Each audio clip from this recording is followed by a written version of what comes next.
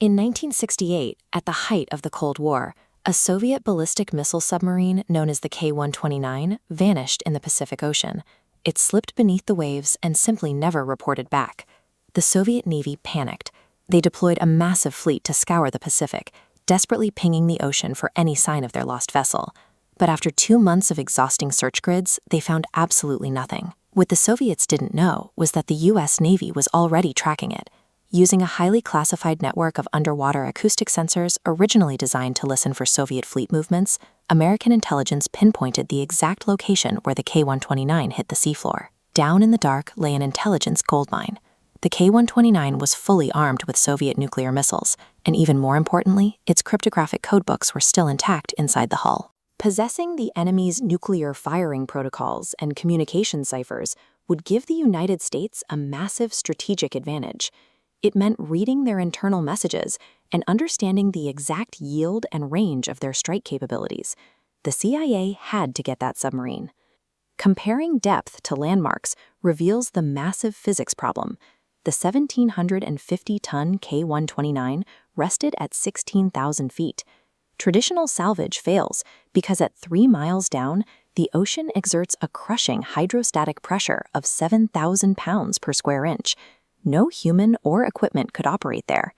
To complicate matters, the Pacific surface was swarming with Soviet spy ships and patrol planes.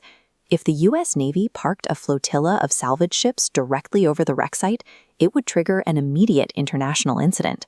The CIA was faced with an engineering paradox.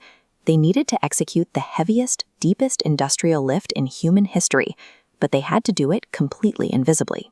The solution was Project Azorian. The intelligence agency decided to build a massive, custom recovery ship, but they needed an airtight civilian disguise to hide its military objective from the watching world. So they recruited Howard Hughes. Hughes was an eccentric billionaire, famous for pursuing bizarre, high-budget endeavors. His involvement provided the perfect, slightly unhinged alibi. The CIA fed the public a meticulously crafted corporate narrative. Hughes was constructing a revolutionary new deep-sea mining ship. Its stated purpose was to dredge the ocean floor for manganese nodules, potato-sized rocks rich in valuable metals. When the colossal Glomar Explorer finally launched, the global media bought the Hughes mining story without hesitation. They marveled at the sheer industrial scale of the supposed mining vessel. Extreme wealth and eccentricity provided the ultimate camouflage. By weaponizing public perception, the CIA managed to hide a massive military recovery operation in plain sight. As this architectural cutaway shows, beneath the deck, the Glomar Explorer held a massive secret.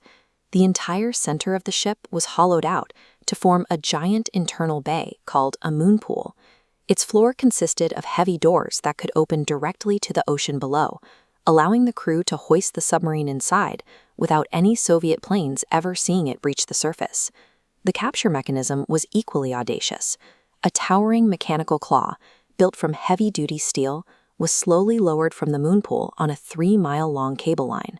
In the summer of 1974, the claw finally reached the bottom. It successfully clamped around the hull of the K-129, and the crew began the agonizingly slow, tension-filled ascent toward the surface. But halfway up, disaster struck. The immense physical stress proved too much for the capture vehicle. 2 of the massive steel Rs fractured under the strain, and a large section of the submarine slipped free, plummeting back to the ocean floor.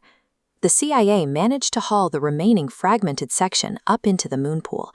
They missed out on the nuclear missiles and the primary codebooks, but they still secured a valuable trove of Soviet naval intelligence. The operation was a mechanical nightmare, yet a masterclass in covert execution.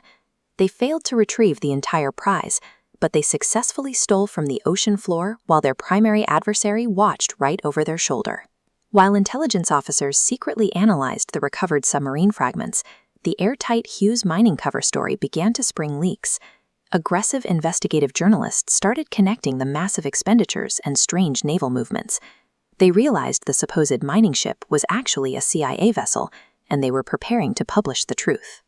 Reporters confronted the agency directly, demanding answers on the record about the theft of the Soviet submarine. The CIA was caught in an impossible trap. Confirming the theft risked an immediate military conflict with the Soviets, but flatly denying it was impossible because the journalists already held the documentation proving it happened. Their solution was a brilliant, legally binding loophole. They crafted a completely new phrase, allowing them to evade the question without technically lying. We can neither confirm nor deny the existence of the information requested. This statement, forever known as the Glomar response, gave intelligence agencies a powerful new legal shield. It allowed them to completely shut down public inquiries into covert actions without confirming a program's reality.